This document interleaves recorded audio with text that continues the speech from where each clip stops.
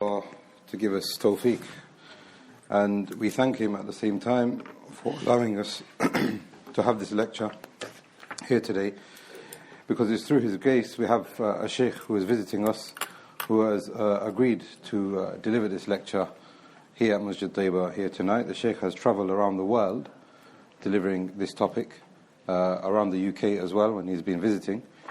And the reason for that is because the Shaykh has got an extensive research that he has done on this topic, as you can probably see in front of him. And this research was presented to different ulama in Saudi Arabia, outside of Saudi Arabia. One of them is Shaykh Abd ibn Abdul Muhsin al-Turki, one of the major scholars of the Ummah today. And he wrote a foreword approving of the book, praising the book and saying that the book is very highly beneficial. Also, the Grand Mufti of Mauritania has been over the book and praised it likewise. So we thank Allah again, and we thank the Shaykh for agreeing to come to deliver this very important topic. The topic is about entering into protection with the non-Muslims. The theme of the lecture today, which will be translated, is the fiqh aspect of how we understand living alongside non-Muslims, especially living in the UK here. تفضل Shaykh. الحمد لله رب العالمين وأشهد أن لا إله إلا الله وحده لا شريك له وأشهد أن محمدا عبده ورسوله صلى الله عليه وعلى آله وصحبه وسلم تسليما كثيرا. أما بعد، فإني أحمد الله سبحانه وتعالى أن جمعني بكم في هذه الليلة لنتكلم عن موضوع مهم يحتاج إليه كل مسلم يعيش في هذه البلاد، وهو كما قرأتم فقه الدخول في أمان غير المسلمين. The Shaykh began by praising Allah and saying that we worship none except Him and He has no partner. And he began by sending peace and blessings upon the Prophet ﷺ and the companions. And then he said to proceed, I thank Allah that Allah has gathered us here on this night to talk about this topic, which is a very important topic, which is concerning to every single Muslim. It concerns every single Muslim living in this country. And he reiterated the title of the topic will be the fiqh, the understanding, the religious practical codes of entering into protection and cooperation with non-Muslims in this country. وأهمية هذا الموضوع يظهر من وجوه. الأول أن المسلم ينبغي عليه أن يعلم أحكام الله حتى يلتزم بها ولا يتعداها، وذلك يلزم بقدر حاجة الإنسان إليه. فالإنسان إذا كان عنده مال فيجب عليه أن يتعلم أحكام الزكاة، وإذا أراد أن يحج فيجب عليه أن يتعلم أحكام الحج، بخلاف من ليس عنده مال لا يحتاج أن يعرف تفاصيل أحكام الزكاة، ومن ليس عنده قدرة على الحج لا يحتاج أن يعرف التفاصيل. فكذلك المسلم الذي يعيش بين غير المسلمين ويعيش في هذه البلاد الواجب عليه أن يعرف القدر الضروري الذي يتعلق به من أحكام الشريعة. هذا الوجه الأول في أهمية هذا الموضوع. The Shaykh said that this topic is extremely important from various different angles and various different viewpoints. And he began by explaining the first one. He said that the Muslim, he needs to know the religion of Allah subhanahu wa ta'ala so that he can follow the religion. He needs to know the rulings concerning the religion of Allah so that he can follow them and not transgress them. And every single one of us have an interaction that we need to have knowledge of when it comes to the religion of Allah and understanding what Allah subhanahu wa ta'ala wants from us. And the Shaykh said that is according to the need. So if you've got some wealth, then you need to study and ask about the rulings concerning zakat. If a person is going for hajj, he needs to learn the ahkam concerning hajj. Unlike the person who has no wealth or he is not planning on going to hajj, then it's not necessary for that person to understand and study those masail and the fiqh aspects of those things. So the Shaykh is saying here, Muslims are living amongst non-Muslims in this country.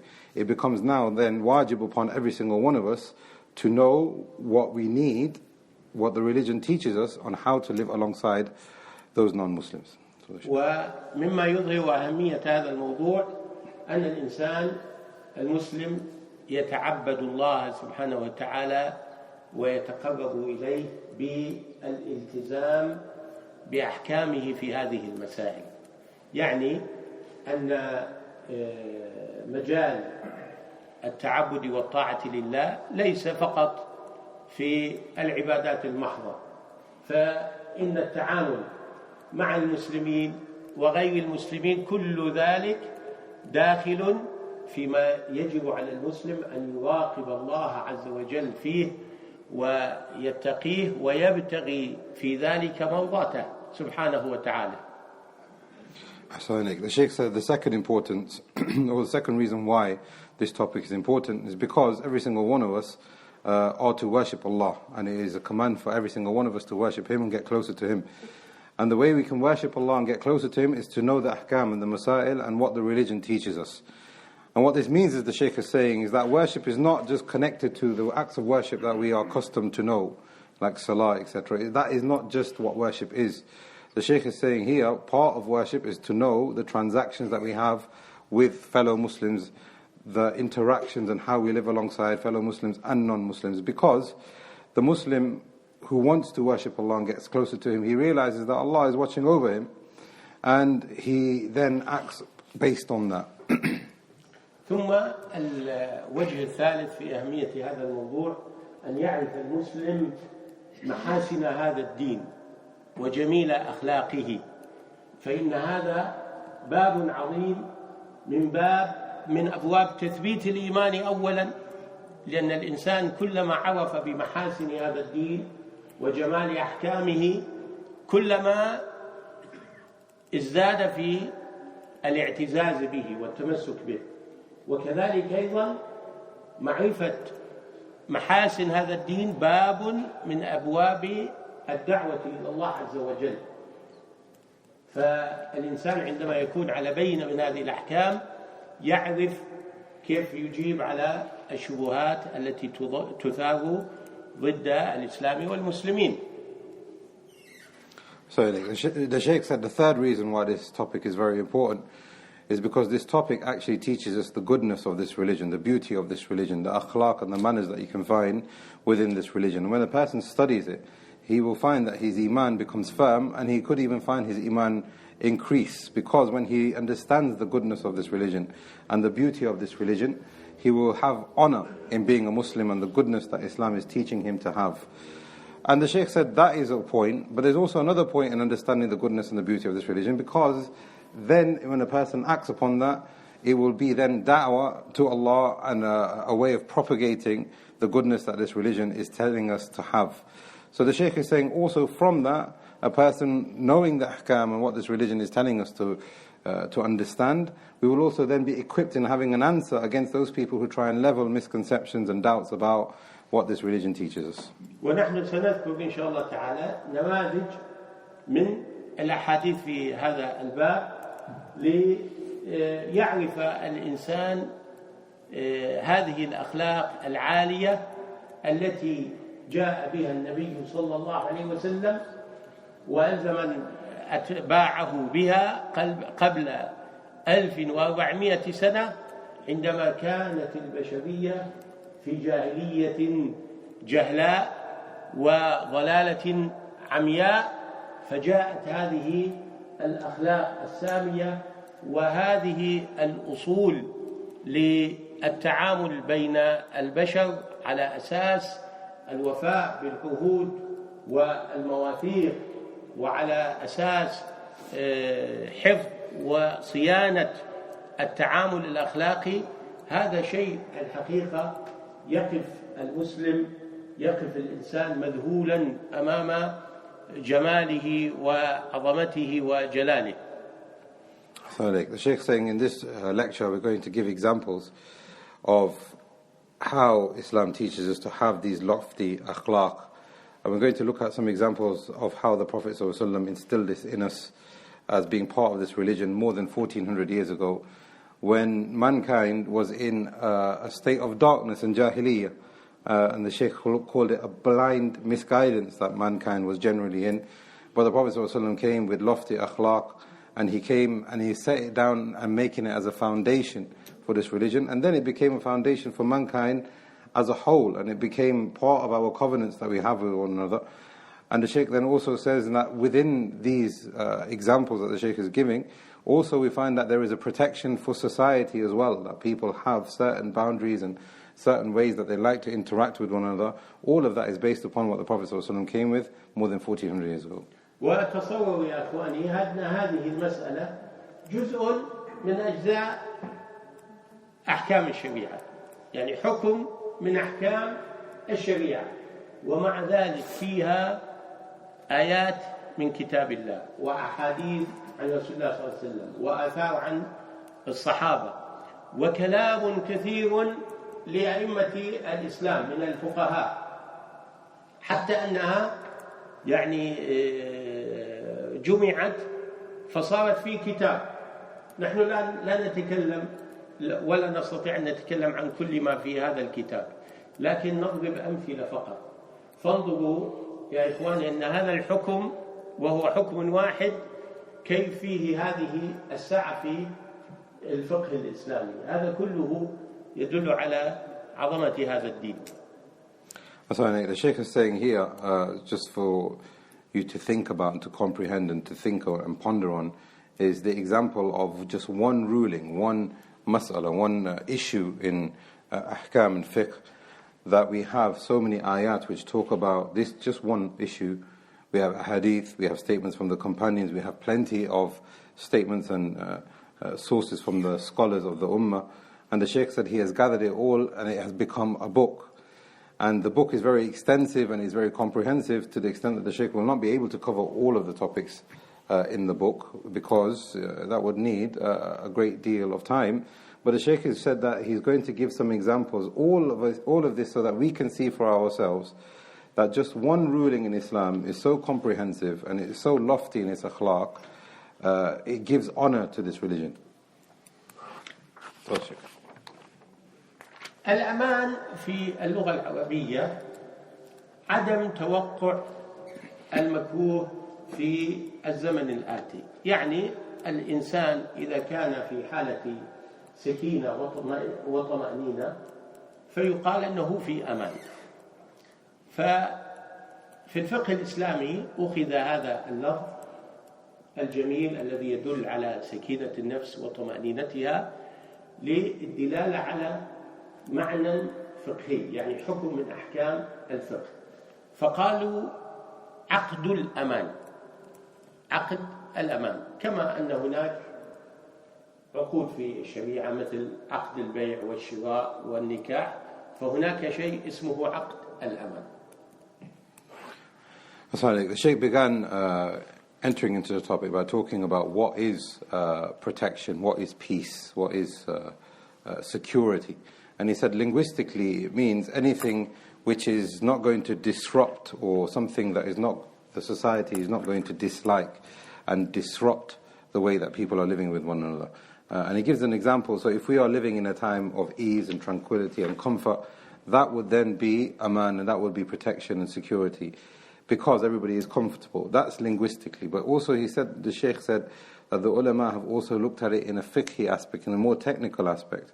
And they have taken the linguistic understanding of, being in tranquility and comfort and ease, but they've also applied that to covenants and agreements that we have with one another. Just like we have contracts when it comes to trading, etc. All of that is connected to us not violating one another and protecting one another. وهذا الأمان يعني يطلق عليه عدة ألفاظ في اللغة العربية في الفقه: الجوار، العهد، الاستئمان، والشخص يسمى مستأمن ومستأمن. فهذه الألفاظ كلها دالة على عقد الأمان، ولها أو له هذا العقد له صورتان. الصورة الأولى أن يدخل المسلم في أمان الكافر، والصورة الثانية أن يدخل الكافر في أمان المسلم.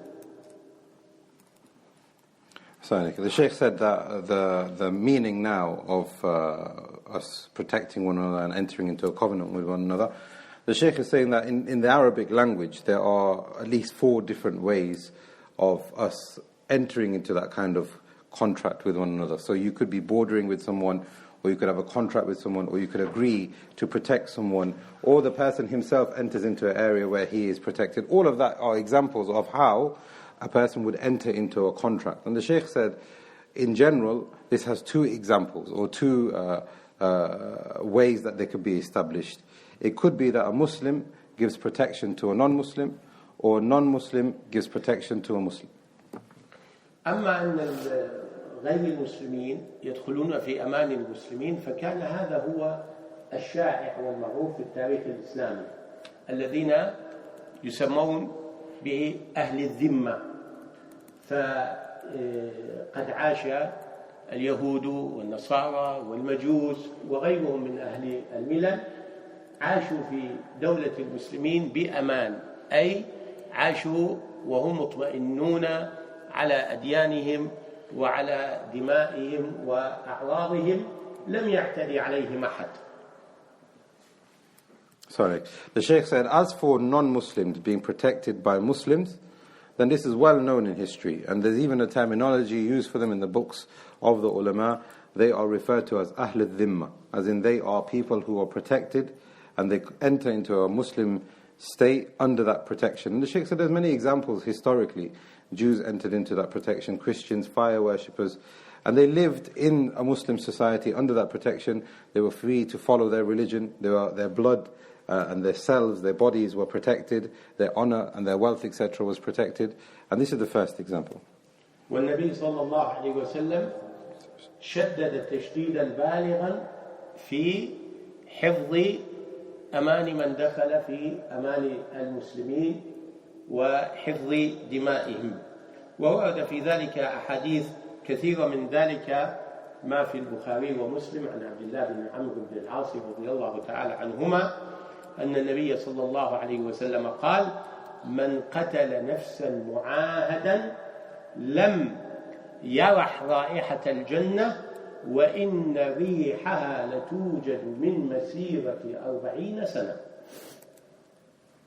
The Shaykh said there's an example from the hadith of the Prophet ﷺ where he warned against transgressing the right of those non-Muslims who have entered under protection with that Muslim, that their honor is protected, their blood is protected, etc.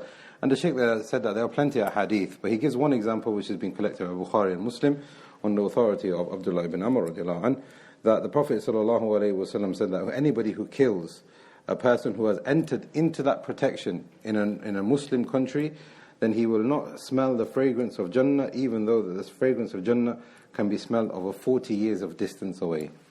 ثم الصورة الثانية أن يدخل المسلم في أمان غير المسلمين، وهذه هي الصورة المتعلقة بنا نحن الذين نعيش في هذه البلاد ومثلنا من ملايين المسلمين الذين يعيشون في مختلف الدول الغربية.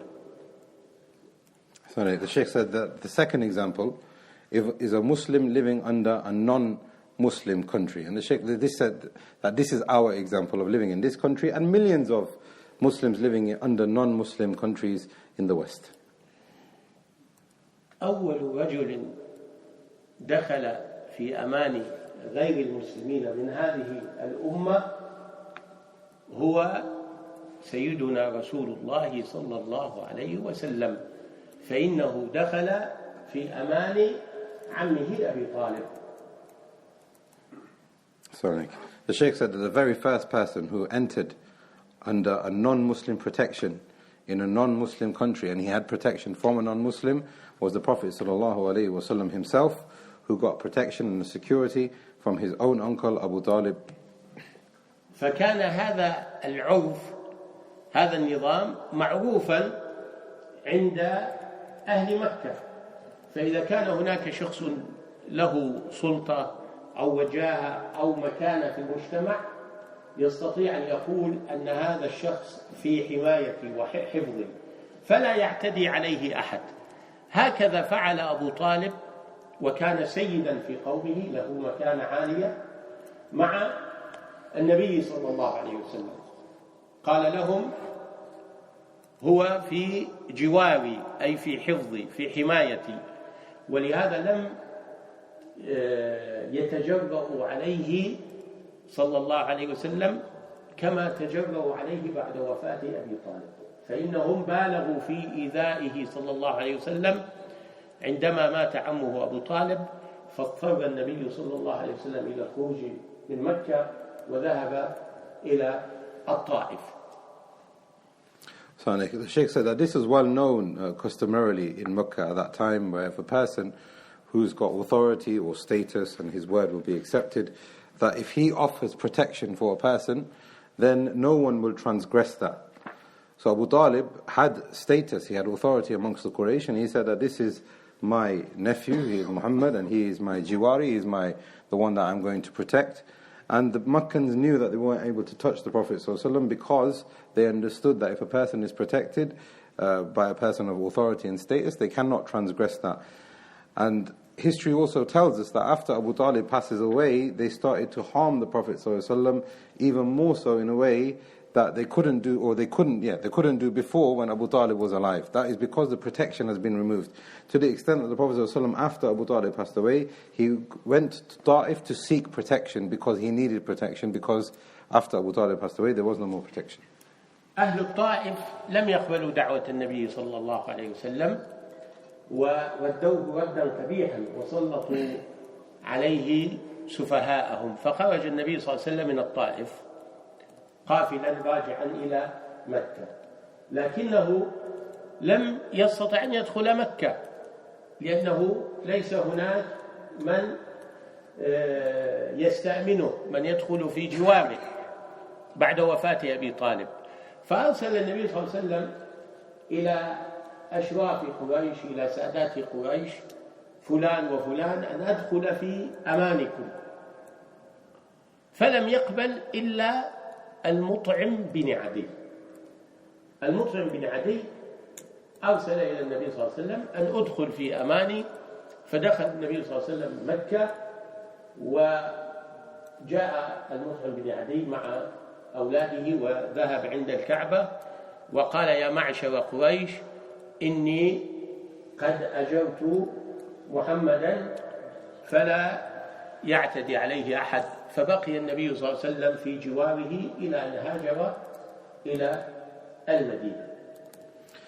So the Shaykh said that he went off to Ta'if seeking protection, sallallahu alaihi wasallam, but he was not accepted. In actual fact, they were very harsh with him, the way they reacted to his call, and the foolish ran him out of Ta'if.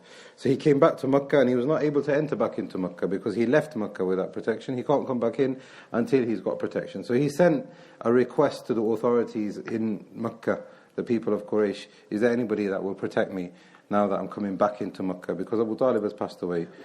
And nobody accepted except for a man called al-Mut'im ibn Adi. And when al-Mut'im ibn Adi said that, yes, I will protect you, Prophet ﷺ entered back into Makkah. Al-Mut'im with his sons took the Prophet ﷺ to the Kaaba, and they announced the protection over the Prophet ﷺ, and Al-Mut'im said that he is under my protection and nobody is allowed to transgress against that protection, and that remained the state of the Prophet ﷺ until he made hijrah to Medina. ثم من أوائل الذين دخلوا في جوار غير المسلمين هم المهاجرون إلى الحبشة، فإنه لما اشتد قريش على أصحاب رسول الله صلى الله عليه وسلم بالإيذاء والتعذيب، وأشفق رسول الله صلى الله عليه وسلم على أصحابه رغم حاجته إليهم في جواره ومحبته لهم، لكنه اختار ما هو أوفق بهم، فقال لهم: اذهبوا إلى الحبشة فإن بها ملكا لا يظلم عنده أحد. فكانت الهجرة الأولى والثانية، خرجوا ومجموعهم من الرجال والنساء قريب 100 خرجوا إلى الحبشة ودخلوا في جوار ملكها. فهذا أيضا من صور الدخول في أمان غير المسلمين. The Shaykh said also from the very first of those who entered into protection from Muslims under a non-Muslim country were those who migrated from Mecca to Eastern Africa, Habasha, Ethiopia, that region. That is because the people in Mecca at that time were harming the people who had entered into Islam in its early stage. They were punishing them, they were insulting them. So the Prophet ﷺ, out of kindness to them, out of softness and wanting ease and goodness for them, even though he needed them present in Mecca himself, he needed them around, he loved to have the Muslims around, but because it was easier for them, because it was a way out of punishment and insults, he allowed for them to make hijrah to Habasha and Ethiopia. And he said that there is a king there that if you enter under his dominion and his governance, he doesn't oppress anyone. So he sent 2 hijras, not just one, and approximately around 100 men and women went and made hijrah from Mecca to Habasha. And this, the Shaykh is saying, is another example from the very earliest stage of Muslims living under a non-Muslim protection.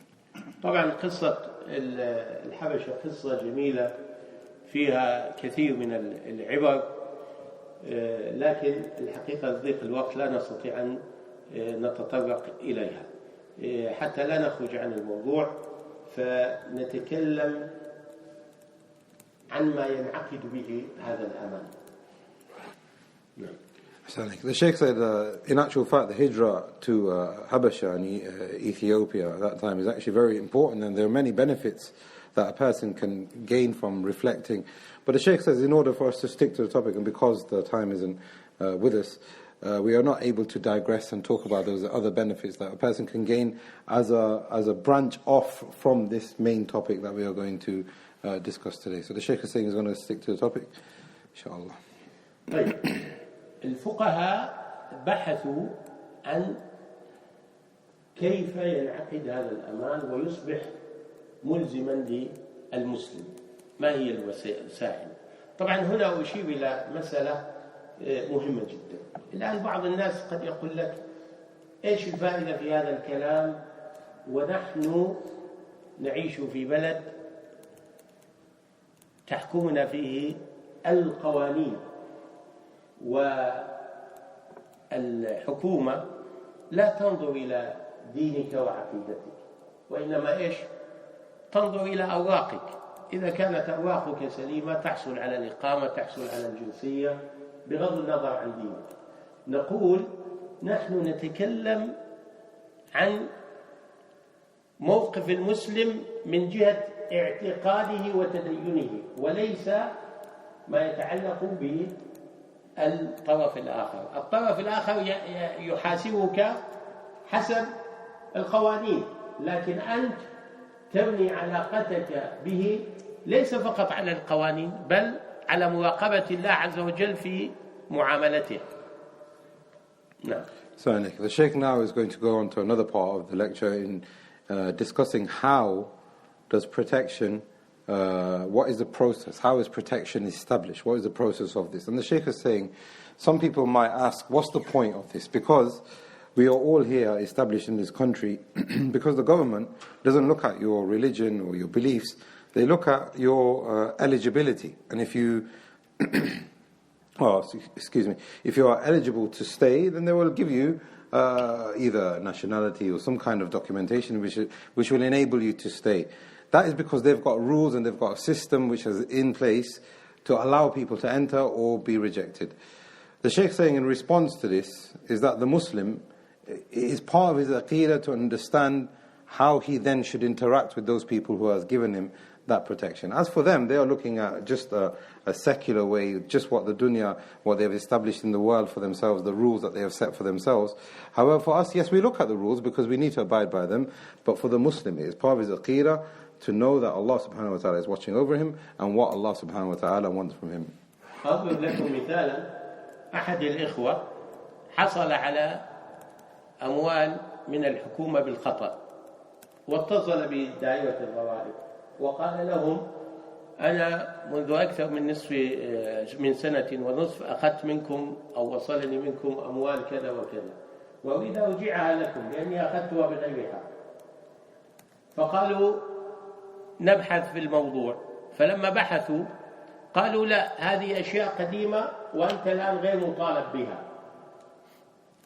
فلم يطالبوه بهذه الأموال.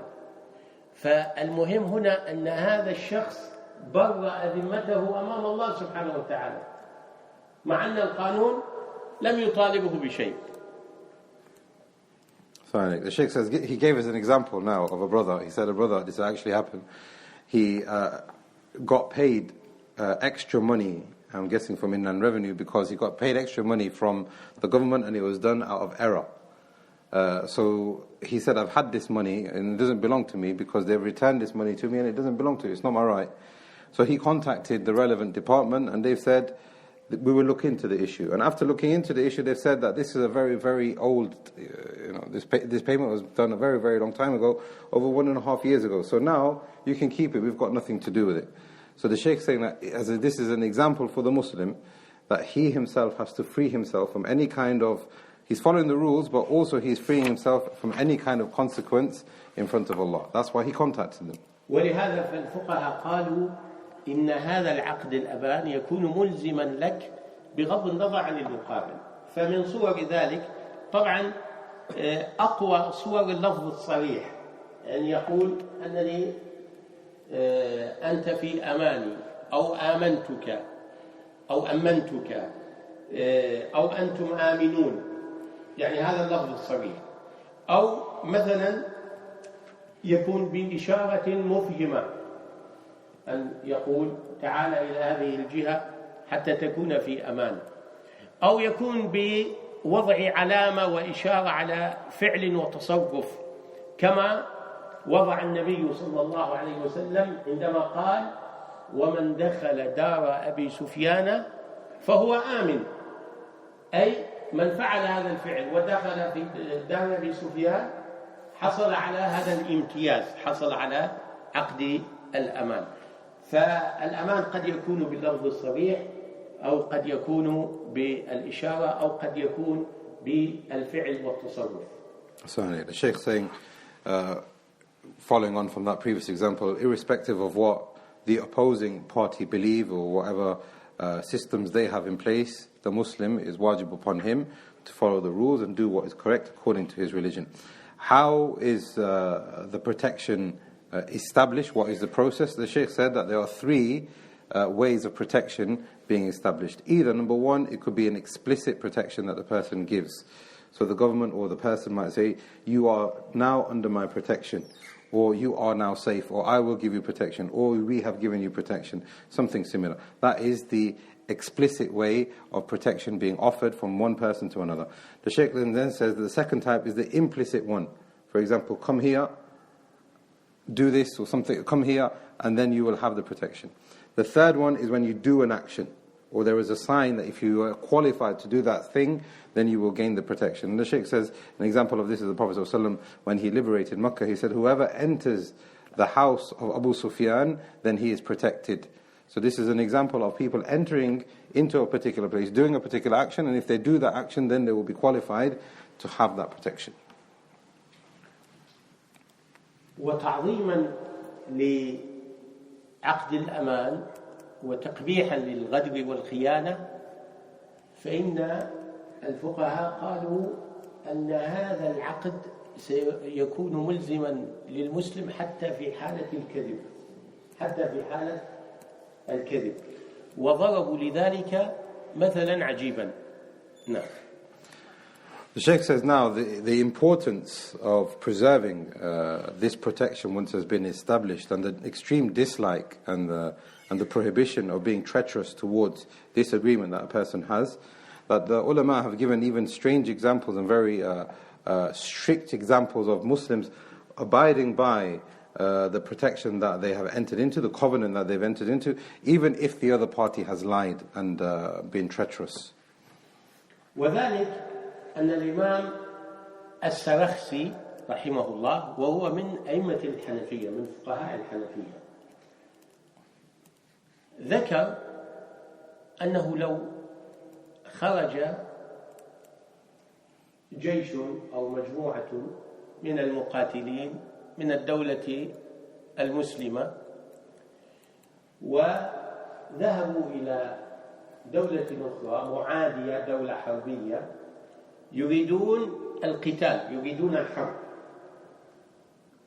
فلما وصلوا إلى الحدود وأرادوا أن يدخلوا الدولة الأخرى حرسوا الحدود من الدولة المعادية، رصدوهم وكشفوا أمرهم، وهؤلاء عددهم قليل، فخافوا إذا أن يعني يقاتلوهم أن يعني لا يقووا على قتالهم، لا يقوون على قتالهم لقلة عددهم. فماذا قالوا لهم؟ قالوا لهم نحن جئنا للتجارة، جئنا للتجارة. وفي الحقيقة هم إيش؟ هم جنود أرسلتهم دولة للحرب. قالوا جئنا للتجارة، فقالوا لهم إذا ادخلوا، أنتم تجار وادخلوا البلد. قال الإمام السرخسي فهذا الكذب يكون إنه حصلوا على الأمان بالكذب، فهذا الأمان ملزم لهم حتى يتركوا هذا البلد، لا يجوز لهم أن يغدروا أو يخونوا، لأنه كما أنهم صاروا آمنين منهم فيجب أيضا أن يكون المقابل أيضا آمنين منهم. فانظروا إلى هذه الصورة التي عظم فيها فقهاؤنا جانب الوفاء بالعهود والمواثيق. The Shaykh is saying here now, like we said in the previous paragraph, where he's saying the importance of preserving it and the prohibition of being treacherous, even if one of the parties have lied. And that could be now, the Shaykh is giving an example of the Muslim side, maybe even lying. So the Shaykh said now, there is a Shaykh whose name is Imam al-Sarakhsi, he's from the Hanafi madhab. He said in his book, giving an example, if an army leaves, Muslim army, to go fight another army, and even perhaps if they've been oppressive, and they are now leaving their city to go fight another army, and they are leaving with the intent of war. If, for example, they come to the border of that country that they are about to fight, they find that the country is well guarded, there's a fortress, and they are small in number. The Muslim army is small in number. And then they realize that we don't have enough to fight such a country. They're very powerful, they're very well defended. Is there a way that we can now enter into their fortress, into their country, by saying something, by tricking them? So if we, now the example that the Shaykh is giving from this Hanafi Imam, if we say to them that we have come here for trade, the purpose that this small group of people have come is for the sake of entering into your country so that we can trade with you, so we can leave.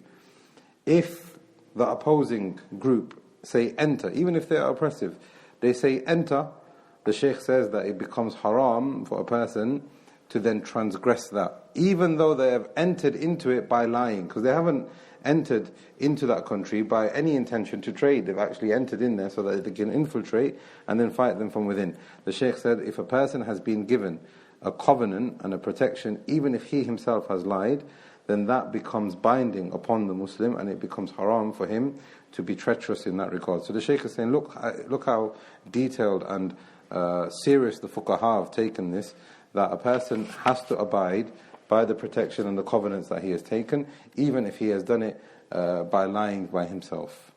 وصح عن الخليفة الراشد عمر بن الخطاب رضي الله تعالى عنه عدة آثار في تعظيم شأن الأمان. نذكر أثرا واحدا، وهو أنه أرشد جنوده وهم الذين يقاتلون الأعداء في ساحات الحرب.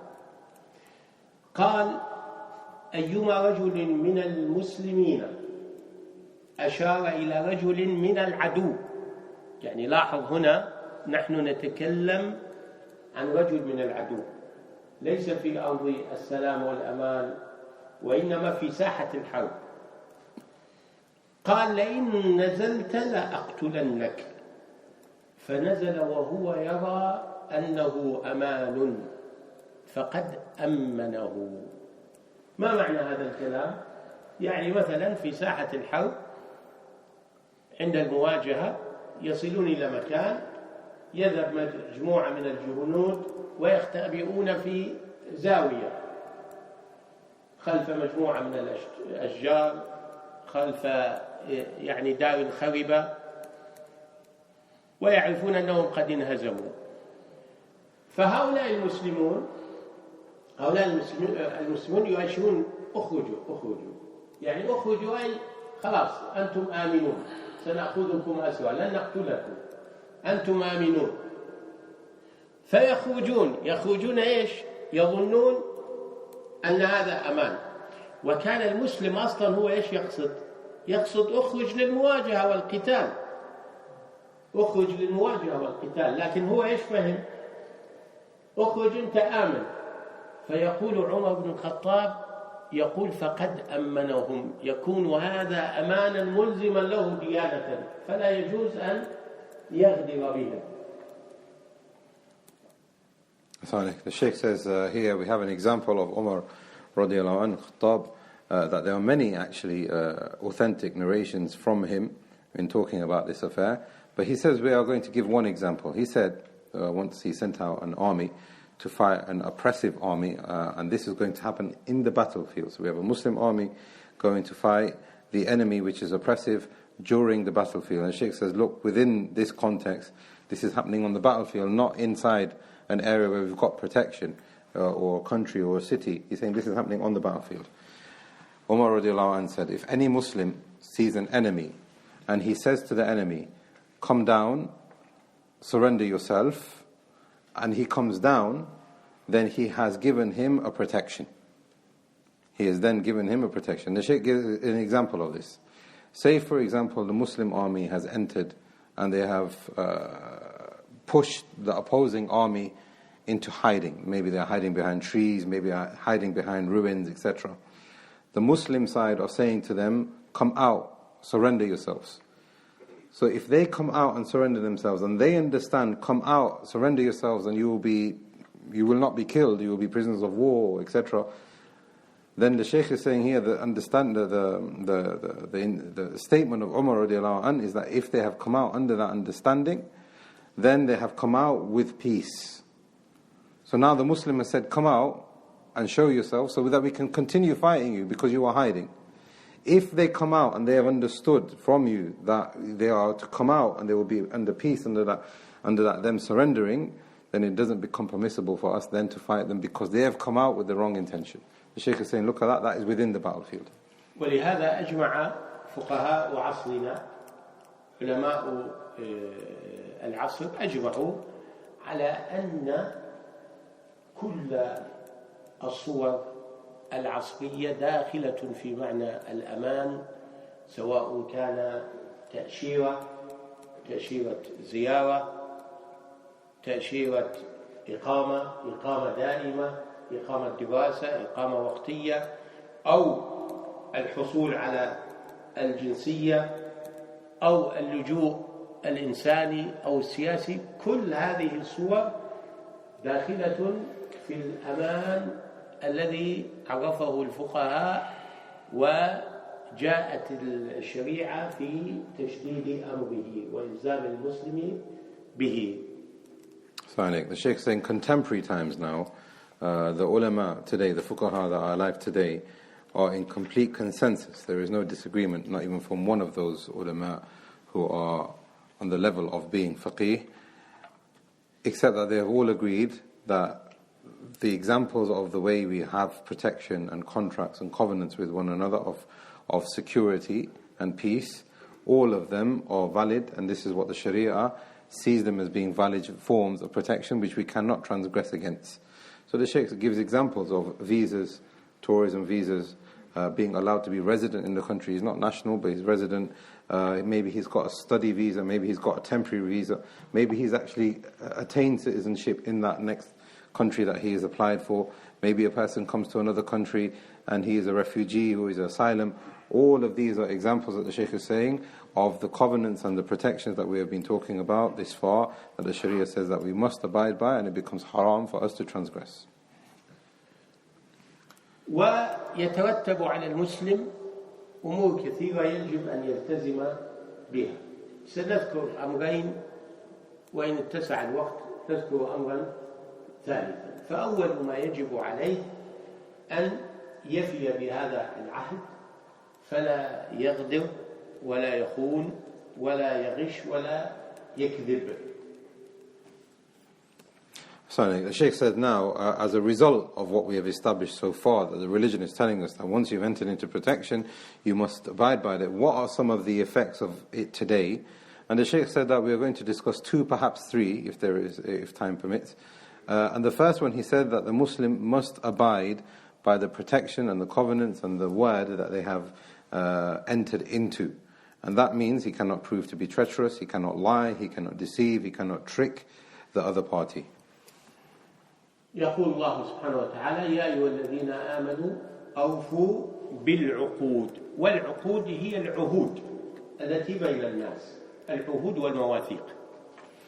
Allah says in the beginning of Surah Al-Ma'idah, O you who believe, fulfill your contracts. And the Shaykh saying here, contracts refer to any kind of covenant and promise that he has with another person. والآيات والأحاديث في وجوب الوفاء بالعهود والمواثيق وتحريم الغدر والخيانة كثيرة، وهي عامة في معاملة المسلم للمسلم ولغير المسلم، فهذه كلها داخلة في هذا الباب. So the Shaykh says, in actual fact, there are many ayat and hadith which talk about us fulfilling these covenants, and it becomes mandatory for us to do so, and the prohibition of being treacherous and deceiving. And the Shaykh says very importantly that this is general. It applies to our transactions and our protection and our covenants with Muslims as well as non-Muslims. ثم هناك نصوص خاصة في الوفاء بغير المسلمين، وهذه النصوص في الشريعة الأصل فيها ليس في الكفار المسالمين، بل في الكفار الحربيين الأعداء المعتدين، فإن كانوا مسالمين فهي ألزم وأوجب. So the Shaykh said that there are actually other texts from the Quran and the Sunnah which show specifically on how we should then interact and the protection that we give to those non-Muslims. There are actually ones, the one he gave before was a general one. Now he's going to give example of those which are specific to non-Muslims. And the Shaykh is saying in the Sharia we have two types of non-Muslims. Those who we have an agreement with, there is no hostility, we have a good relationship with them. The Shaykh is saying, and the second type are those who we have enmity with, and perhaps they are an opponent and there is no treaty. The Shaykh is saying that the specific texts which talk about protection with non-Muslims refer to those people who we have no treaty with, who maybe have enmity and opposition with. As for those then who we have an understanding and no ill feeling with, then it applies to them even more, and it's even more appropriate that it applies to them.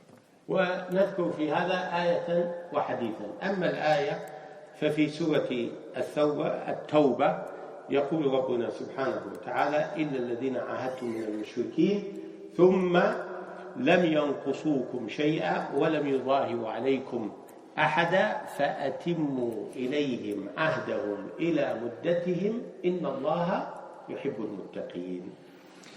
And the Shaykh gives an example. The Shaykh gives an example from Surah Tawbah where Allah says, except for those who you have a covenant with, and they have not proved to be treacherous in that covenant, and they have not oppressed anyone, any specific individual, then fulfill that covenant and protection and agreement that you have with them to the agreed period that you have entered with.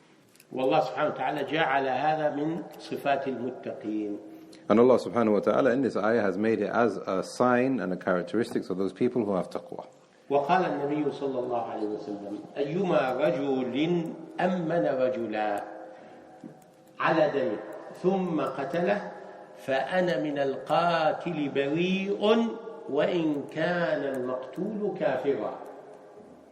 So the Shaykh says in the hadith of the Prophet ﷺ, if a person gives protection and he says, I'm going to protect you, or he's under protection from one man or another, and the man, one of them, kills the other, then the Prophet ﷺ says, I am free from that person who has killed, even if the person who has been killed is a non-Muslim. قال الإمام الشافعي رحمه الله تعالى: إذا دخل قوم من المسلمين بلاد الحرب بأمان.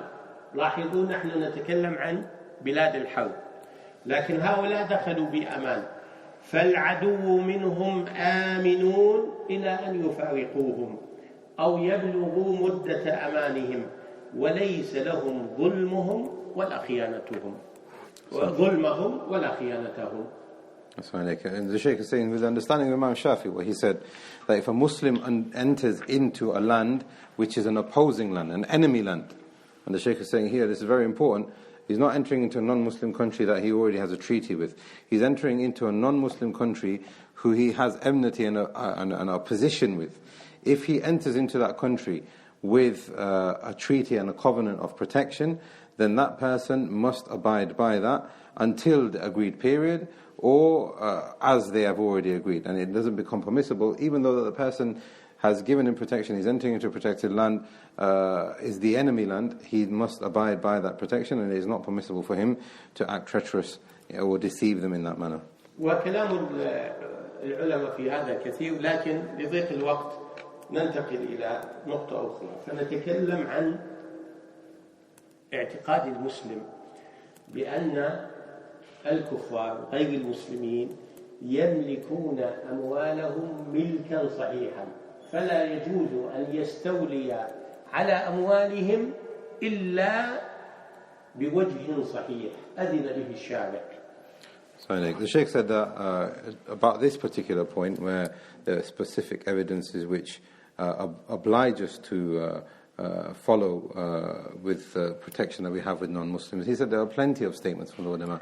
But now the Shaykh is saying we're going to move to the next stage of the topic, which is the aqeedah of the Muslim, the belief of the Muslim, is that the wealth of the disbelievers, the wealth of the non-Muslims, cannot be transgressed, and it remains preserved for them.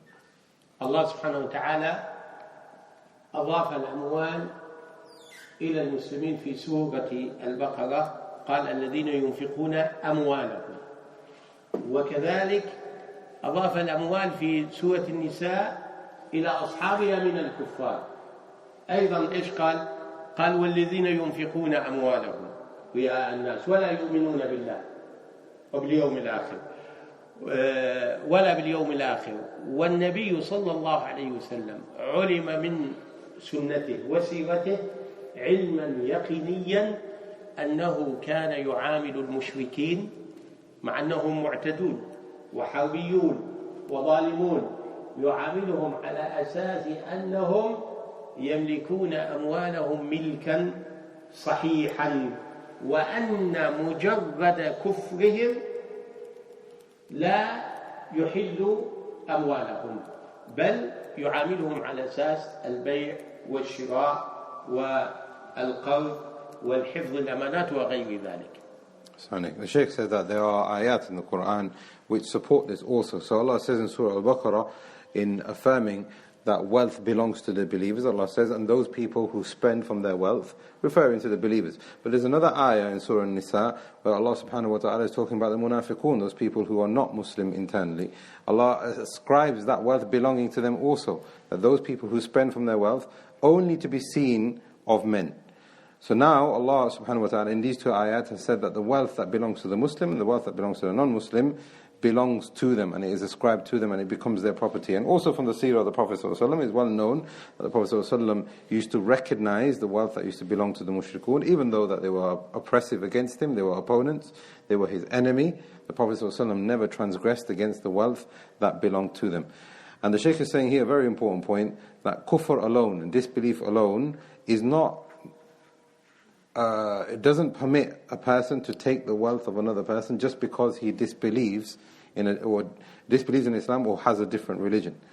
The rulings of us taking his wealth through business or trade, or mutually taking wealth through business and loans and etc., has to be also established in the correct manner in that way.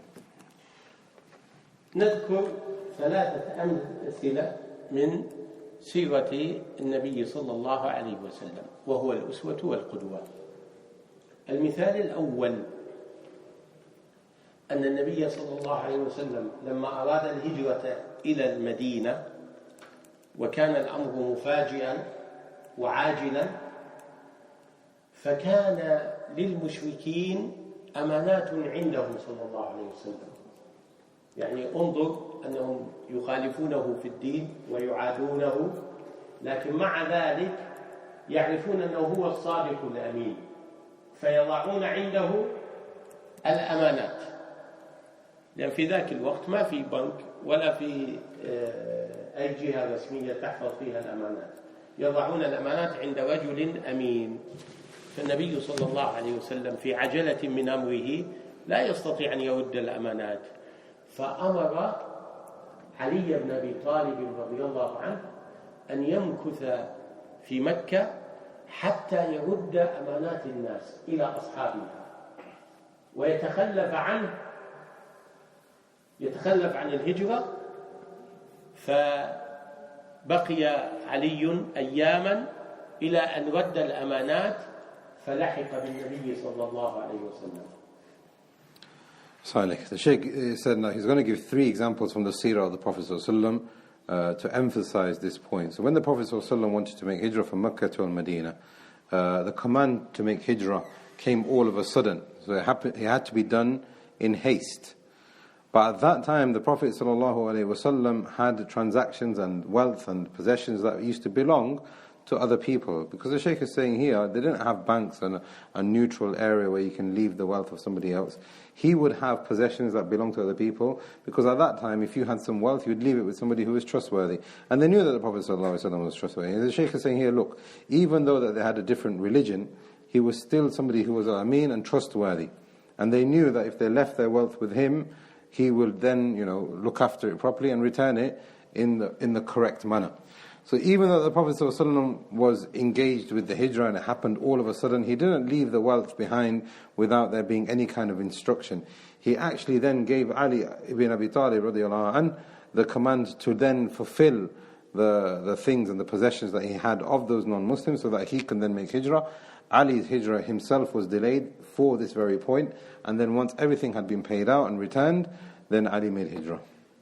فتأملوا في هذه القصة كيف أن النبي صلى الله عليه وسلم لم يستحل أموالهم ولم يحتقر شأن هذا الأمر، هذه الأمانات، مع شدة ما وقع عليه من ظلمهم وبغيهم.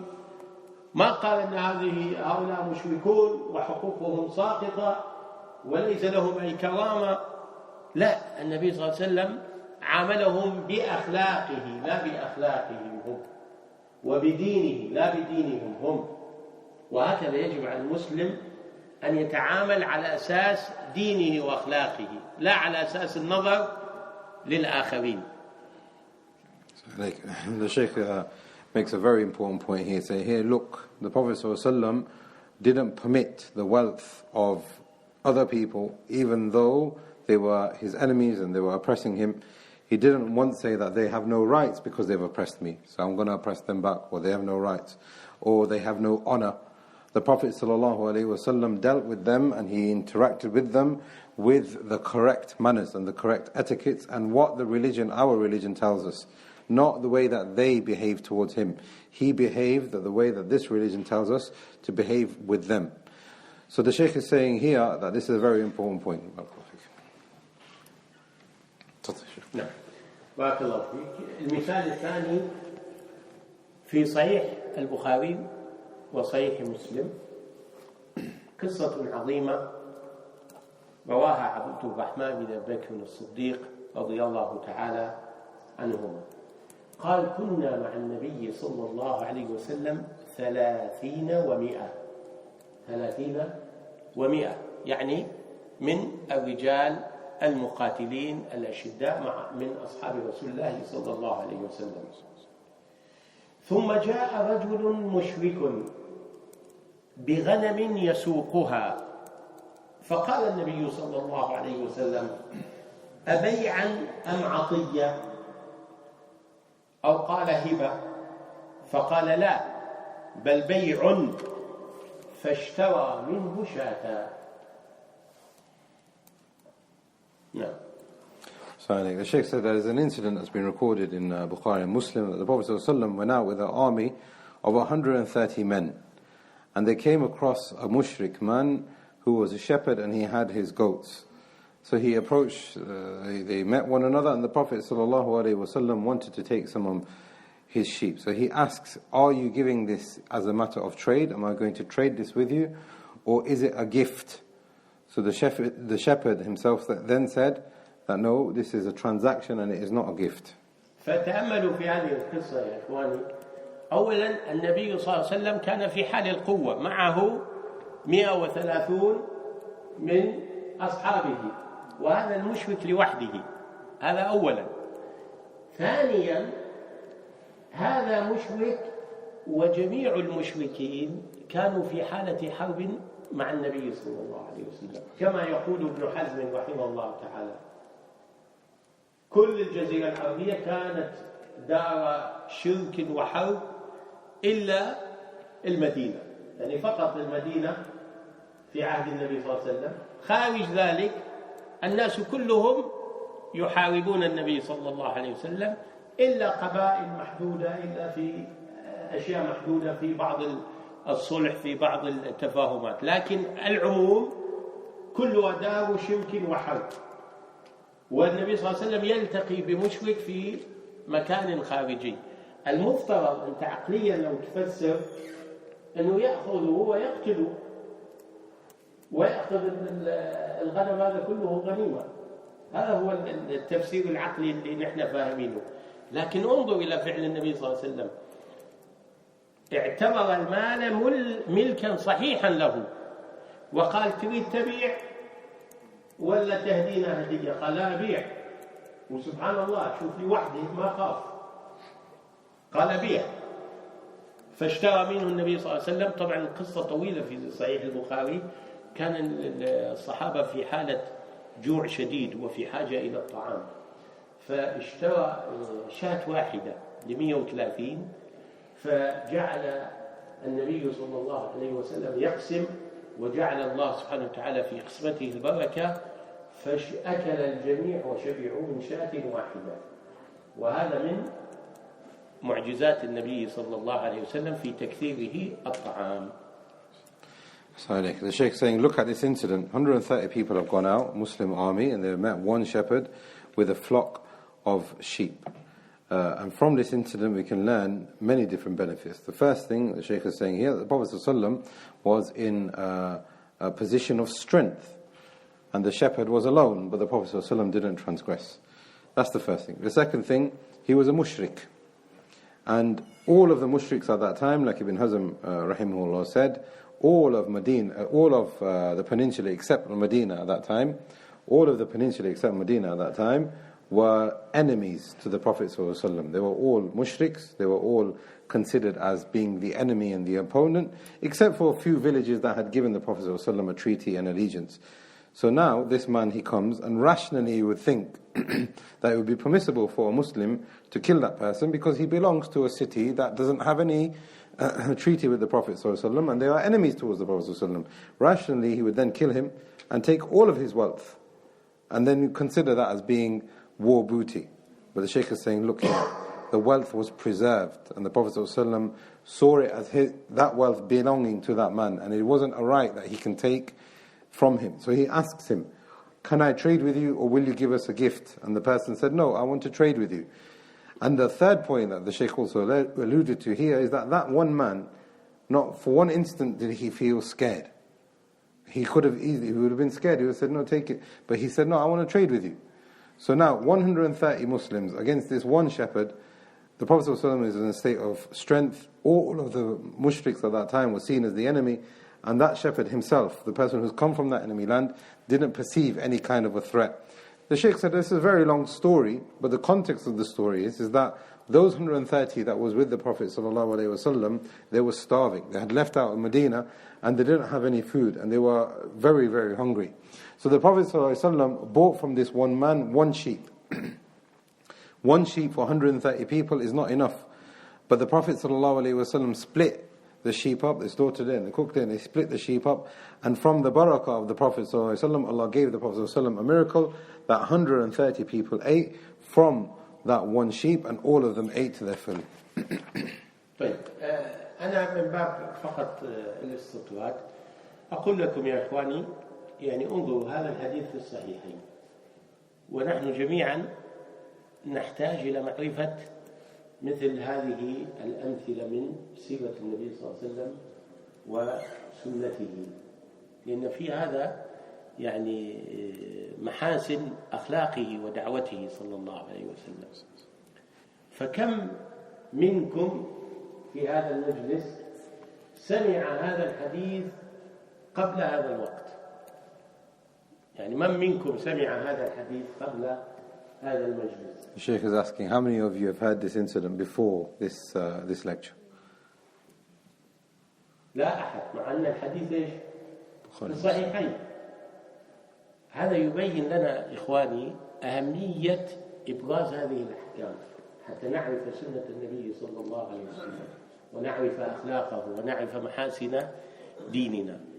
وكثير من الشباب الذين ذهبوا في طريق التطرف والإرهاب وضيعوا أنفسهم في هذا الطريق، ذلك بسبب جهلهم بمفصل ما جاء به النبي صلى الله عليه وسلم. يعني نعم عرفوا الإسلام، أشهد أن لا إله إلا الله وأن محمد رسول الله، آمنت بالله، خلاص. ما هي الأحكام المفصلة؟ هو في غيبة عنها. فيأتي أي شخص يدعوه إلى التطرف، إلى الإرهاب، إلى أن يفجر نفسه، إلى أن يقتل، إلى الرياء، حتى وصل الحال إلى التفجير في الأماكن العامة في المحطات، بل حتى التفجير في المساجد. هذا إيش سببه؟ أن هذا الإنسان مغيب لا يعرف حقيقة هذا الدين. وإلا كيف هذا الحديث في الصحيحين؟ وأنا في عدة مرات عملت محاضرات ودورات أسأل الإخوة في المسجد وهم من الملازمين للمسجد، هل سمعتم هذا الحديث؟ يقول ما سمعنا هذا الحديث أبدا، أول مرة نسمع هذا الحديث. النبي صلى الله عليه وسلم معه 130 يعامل مشرك هذه المعاملة، وأنتم تشوفون في مقاطع الفيديو يدخلون على الناس فيذبحونهم ويأخذون أموالهم غنائم ويدمرون ويقتلون. هذا كله باسم إيش؟ باسم الإسلام وباسم الله أكبر والجهاد. يعني لا تركوا لا أخلاق ولا قيم، وصوروا الإسلام بأنه إيش؟ توحش وهمجية وقتل وذبح، ما في أي أخلاق. والنبي صلى الله عليه وسلم معه 130 رجل، ويسأل المشرك يقول له تبيع ولا تهدي؟ المشرك يقول له لا أبيع، ما أقتل. يقول له طيب أشتري منك، مع أنه يستطيع أن يقطع رأسه ويقطع رؤوس كل الغنم اللي عنده صلى الله عليه وسلم. So the Shaykh is saying, just to summarize, that this hadith is agreed upon, and there are many examples in this hadith and outside of this hadith also that we need to know, and in them we can see the akhlaq and the manners of the believer and how the Prophet ﷺ taught us. The Shaykh is saying, how many of us have heard this hadith before? We asked this question, and not a lot of people have heard of this hadith. And the Shaykh is saying this is showing us that it's very important for us to understand a hadith like these and study them and look at the examples within them, because now the youth, they're being led towards extremism and hatred and you know the right wing kind of understanding, and all of that is based on ignorance, because they have a general understanding of Islam, what Islam generally is, but they don't have the details, because this hadith is a hadith in Bukhari and Muslim. Nobody's really heard of this hadith here, us, but for them they don't have the details.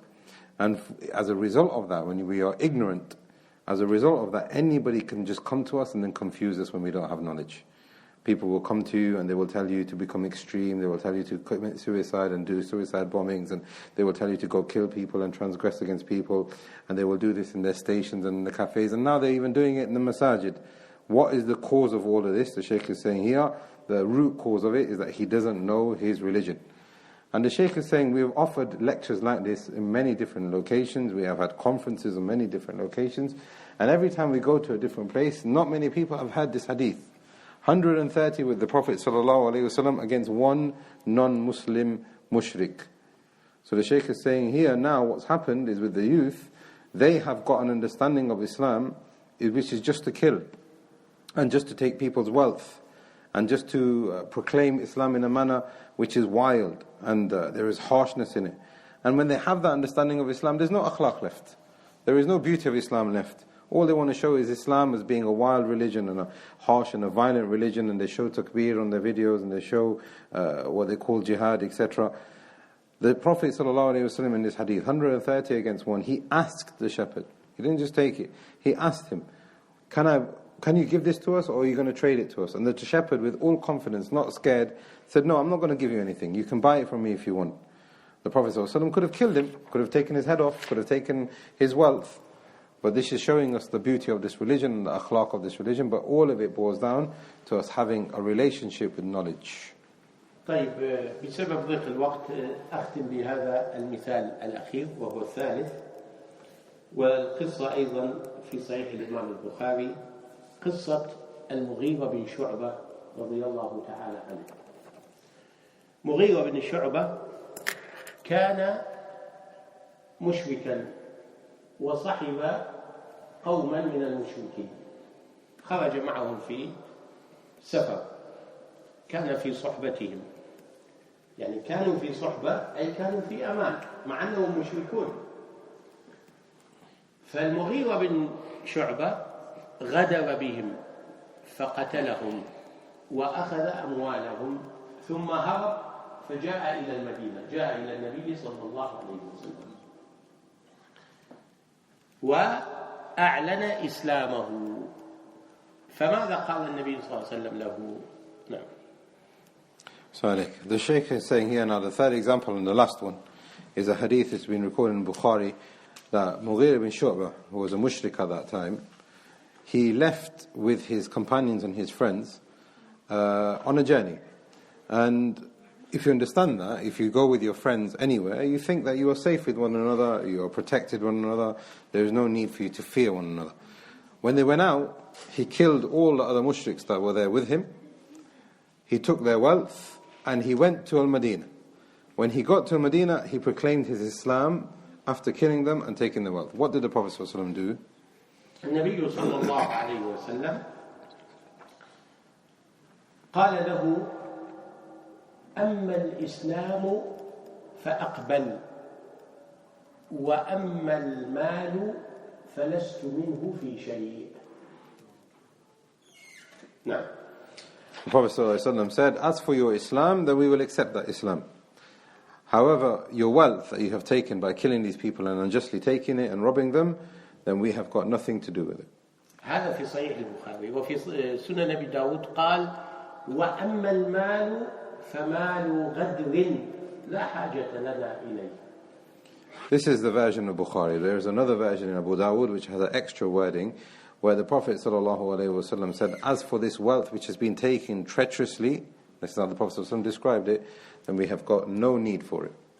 فالنبي صلى الله عليه وسلم قبل الإسلام، لكن هذا المال مع أنه حصل قبل إسلامه وحصل خارج مسؤولية الدولة المسلمة، خارج مسؤولية النبي صلى الله عليه وسلم، ومع ذلك قال هذا مال غدر. لماذا؟ لأن مجرد الصحبة لما تصحب ناس فهذا صورة من صور الأمان، يجب أن تفي به. يعني لا أنت فقط لما تذهب إلى أي مكان تركب التاكسي، سائق التاكسي لابد أن يكون في أمان منك وأنت تكون في أمان منك، لا تقدر ولا يقدر بك. هذا هو الواجب في العلاقات الإنسانية. فحتى وهم في حال الإشواك النبي صلى الله عليه وسلم يلزمه بهذا الأمر ويقول: لا، ولو كنت مشركا، لكن هذا غدر ونحن لا نقبل مالا أخذ بالغدر، لم يأخذه. So the Shaykh is saying here that he accepted his Islam, but he didn't accept his wealth. He didn't recognize that wealth belonging to him. This is despite the fact that he took that person's wealth and the group of people's wealth before he became Muslim.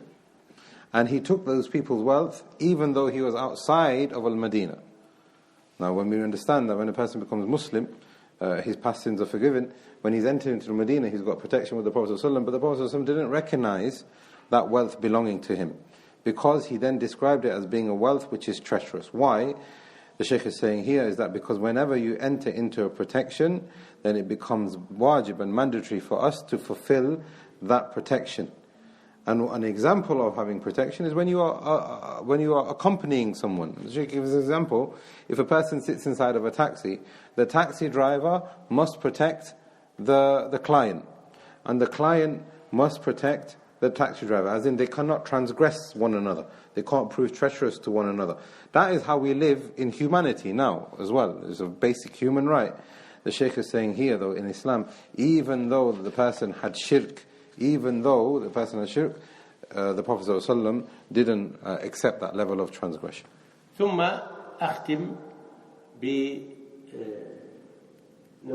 من جميل أخلاق وشمائل نبينا محمد صلى الله عليه وسلم. Shaykh is saying here, we'll conclude the lecture with giving some examples of the beauty of the Prophet ﷺ and his noble character. نحن ذكرنا أن النبي صلى الله عليه وسلم لما رجع من الطائف دخل في جوار أحد المشركين من مكة، أحد سادتهم. من كان؟ من يذكر؟ المطعم بن عدي. نعم، المطعم بن عدي. المطعم بن عدي أحسن إلى النبي صلى الله عليه وسلم في هذا الموقف، والنبي صلى الله عليه وسلم بعد ذلك هاجر إلى المدينة، والمطعم بن عدي مات مشركا.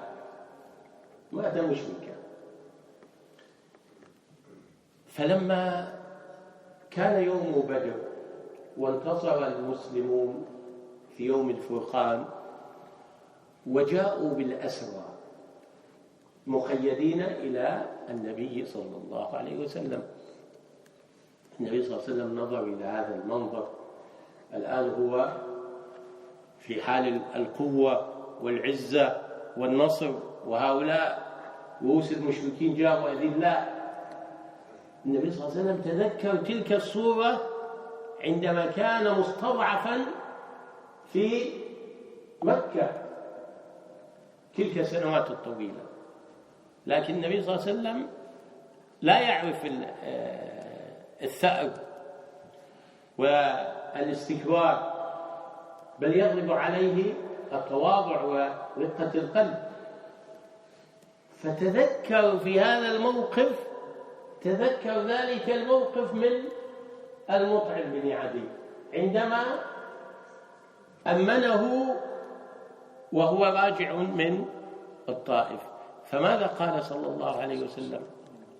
قال: لو كان المطعم بن عدي حيا وكلمني في هؤلاء النتنى، هؤلاء الأسرى، لأطلقتهم له صلى الله وسلم على محمد وعلى آله وصحبه، والحمد لله رب العالمين. So the Shaykh ends with one example of the beauty of the Prophet ﷺ and his noble characteristics. After Ta'if, when he left Makkah, he had no protection. When he returned from Ta'if seeking protection, Al-Mut'im ibn Adi gave him protection. And Al-Mut'im was kind to him. And the Prophet ﷺ accepted that protection until he made the hijrah. After he made the hijrah, Mut'im ibn Adi ended up dying, and he died as a mushrik. A couple of years later, in the Battle of Badr, the Prophet ﷺ had now a position of strength over the previous enemy. The Quraysh were very strong before, but now they have become weak as a result of that battle. They were subdued because of that battle. The Prophet ﷺ, after a long time, and this is now the characteristics of the Prophet ﷺ, even though it's been such a long time, he didn't forget Al-Mut'im ibn Adi. And the Shaykh said that is because the Prophet ﷺ didn't understand what pride was. He didn't understand what revenge and being haughty was. The Prophet ﷺ was soft in his heart, and he remembered the favors that people gave to him. So now, on the day of Badr, they've got a lot of prisoners of war. They've captured a lot of people. What do they do with them? This became an actual agreement between, an actual conversation between the companions. What do we do with these people? Do we kill them? Do we get ransom for them? Do we imprison them? What do we do? So the Prophet ﷺ, amongst the midst of hearing what people were saying, he said, if Mut'im ibn Adi was alive today, and he said, free them, because he was from the heads of Quraysh himself. If he said, free them, I would have listened to him and I would have freed them all. Why? In showing the kindness and repaying the kindness that Mut'im ibn Adi showed to the Prophet ﷺ, in remembering the favors that Al-Mut'im ibn Adi gave to the Prophet ﷺ, and not showing any kind of pride towards Al-Mut'im ibn Adi. And this is now the Shaykh is showing us the example of the beauty and the lofty status of the Prophet ﷺ, even when he was dealing with those people who he had no protection with.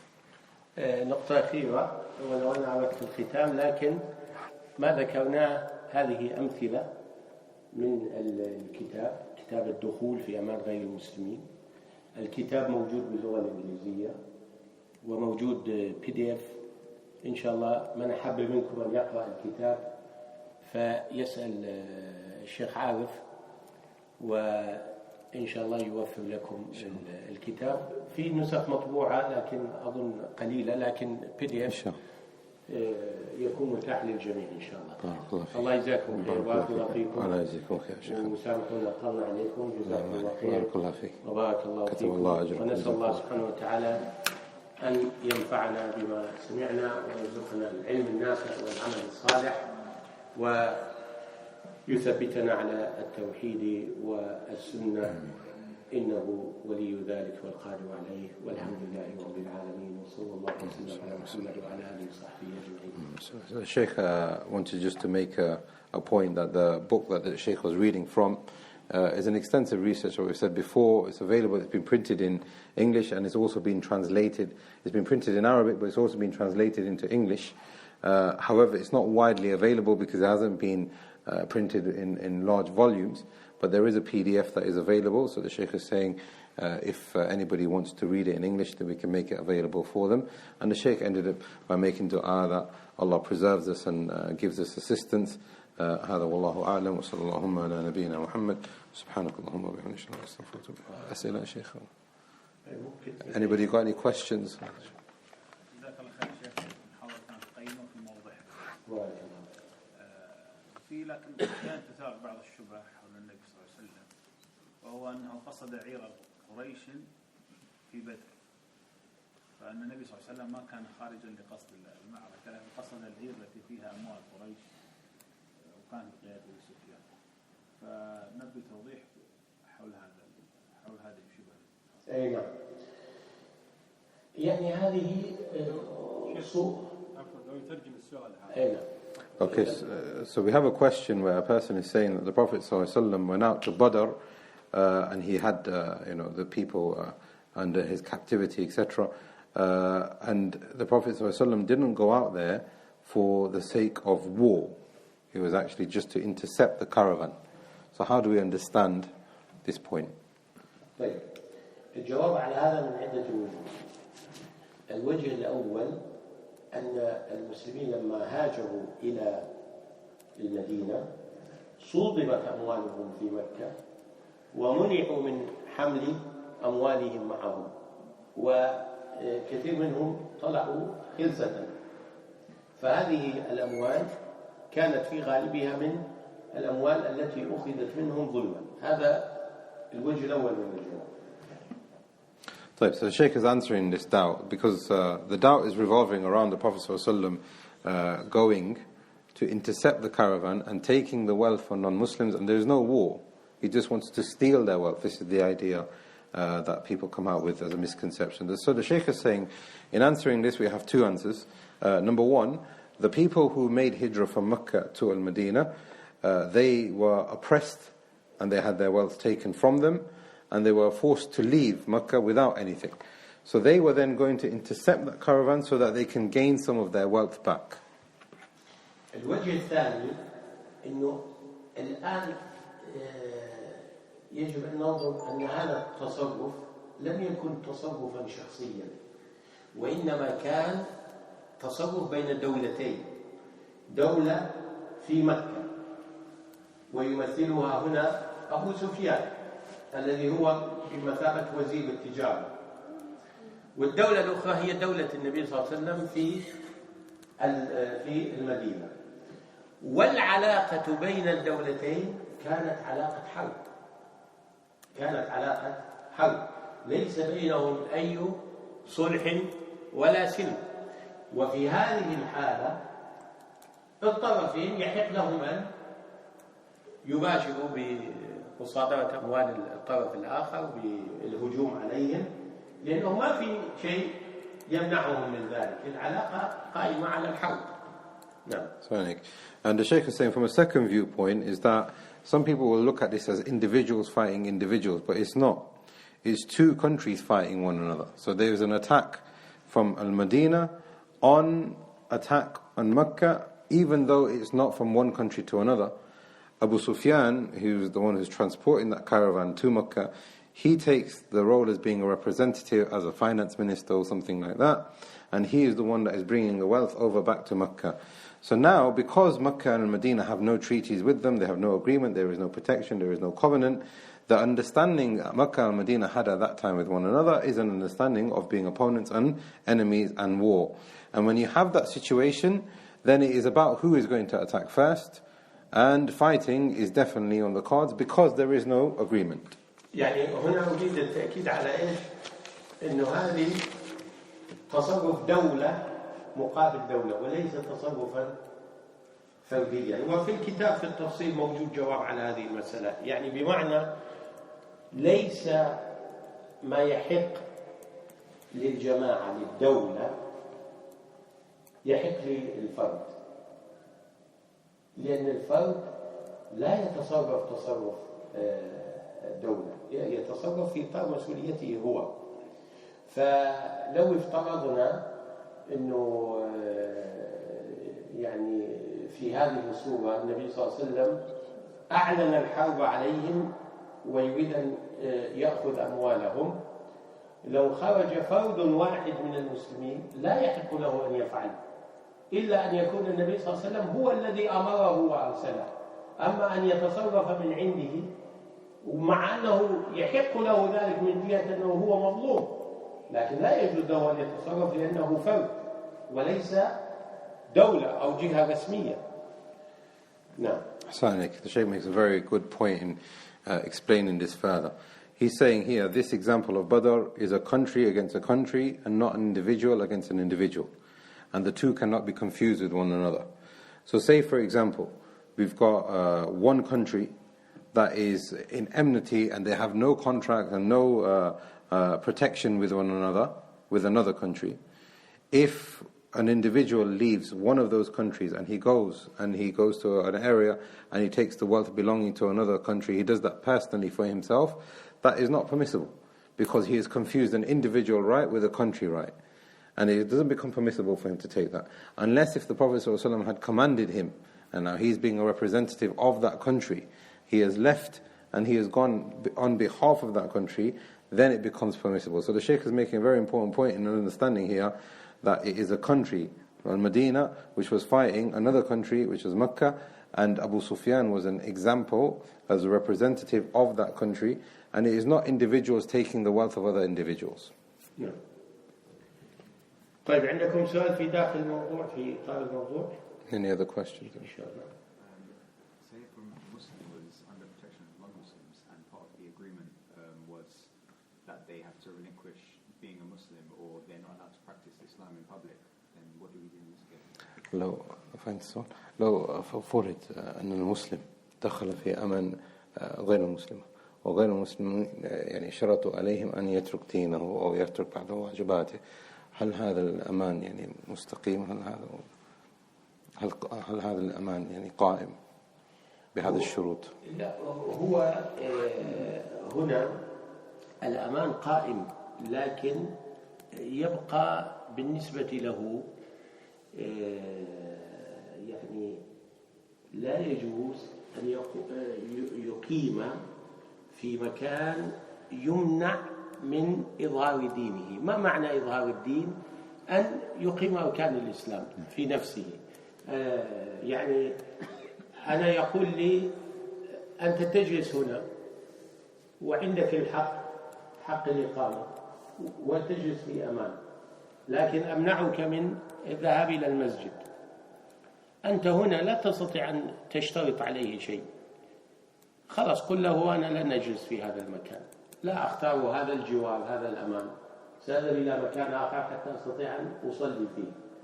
فهذا لا ينقض العهد، ولكن يجب على المسلم أن يخرج من هذا الوضع إذا عجز عن إقامة أركان دينه. So the questioner, to reiterate, he was asking, what if a person takes a treaty and a covenant or a visa or nationality with a country, and they have said, well, we'll give you protection on the condition that you have to sacrifice some aspects of your religion which are wajib upon you, or even possibly pillars of your religion. Does that protection, is that valid Islamically? Is that something which is recognized? And the Shaykh said, yes, it is recognized. It is a recognized protection. However, for the Muslim, it is not permissible for him to stay there because he is not able to fulfill the aspects of his religion which are wajib upon him.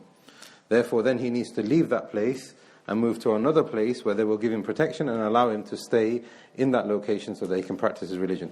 The Shaykh gives an example here. Say, for example, this country or our country says, you can stay in our country, but you are not allowed to stay in this masjid. That becomes binding upon us now. So now we are not allowed to have this masjid because we have entered that protection. So either we apply to have a masjid somewhere else or a center somewhere else, and if they are stopping us from establishing our wajibat and things that are mandatory upon us and the pillars of our religion, then we must seek somewhere else. طبعا الشيخ عبد الرحمن السعدي صاحب التفسير رحمه الله ذكر قال إظهار الدين ليس مقصود منه تطبيق أحكام الشريعة، فإن أحكام الشريعة لا تطبق في ديار الكفار، وإنما إظهار الدين أنه يسمح له بإقامة أركان الإسلام، وأن يأمن على نفسه أن يقول أني مسلم، يعني أنا مسلم وأصلي وأذهب إلى صلاة الجمعة والجماعة وأصلي العيد وأصوم رمضان، لا يخاف من هذا الأمر، فإن تم هذا القدر فقد أقام دينه. ثم بعد ذلك لا شك يقع هناك ظلم ويقع هناك تقصير. يعني ممكن الأخ يشير إلى قضية منع الحجاب في بعض الدول وكذا، فهذه لا تنقض العهد، لكن يجب على المسلم أن يخفف الظلم على نفسه بقدر ما يستطيع. The Shaykh points out here that Imam al-Sa'di in his tafsir, rahimahullah, he makes a very important point in that it doesn't become a condition that a person makes apparent his religion. That is not a condition for a person to stay in the protection of a non-Muslim. What is understood is that a person must be able to establish the ahkam of his religion, the things which are wajib upon him, even if there are no apparent symbols. So as long as a person can say, I am a Muslim, I am free to be a Muslim in your country, I can pray, I can fast, that is sufficient for him to stay under the protection of that non-Muslim protection. He doesn't need to make and seek it to make it even more apparent in society, as long as he can say, I'm a Muslim, and do the things which are wajib upon him.